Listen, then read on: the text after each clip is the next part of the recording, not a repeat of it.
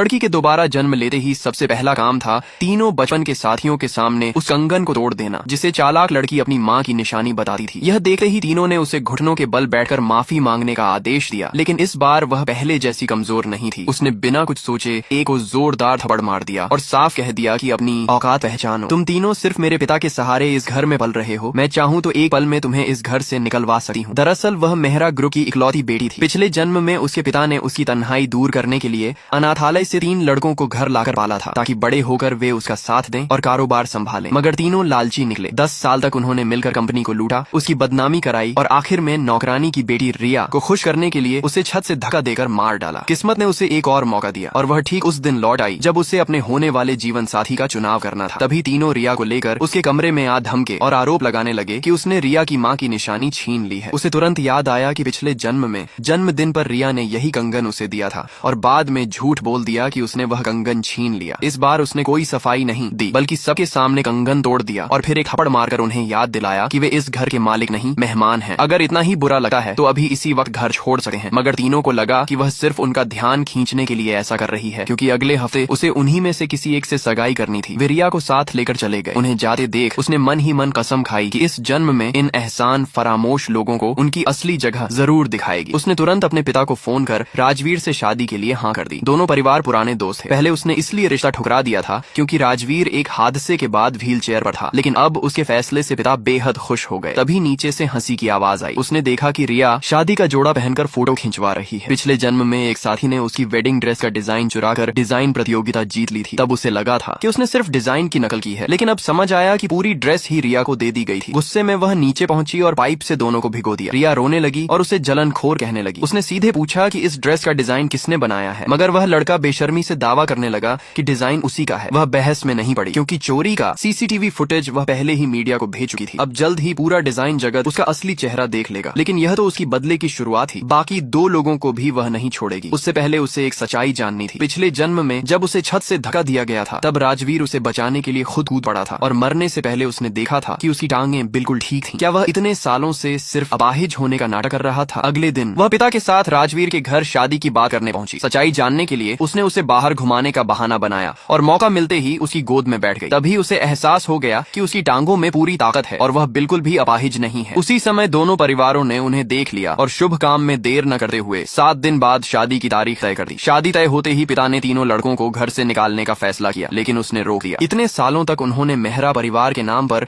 दौलत और ताकत बटोरी थी, इसलिए सिर्फ घर से निकाल देना बहुत छोटी सजा होती। वह उनकी जिंदगी पूरी तरह बर्बाद करना चाहती थी। इसके बाद वह सीधे उस बार में पहुंची जहां उनमें से एक अक्सर आता था। पिछले जन्म में उसी ने उसकी तस्वीरें दिखाकर उसके चरित्र पर झूठे आरोप लगाए थे और पूरे शहर में उसका मजाक बनवाया था। इस बार वह तय कर चुकी थी कि हर झूठ और हर धोखे की कीमत उन्हें चुकानी पड़ेगी।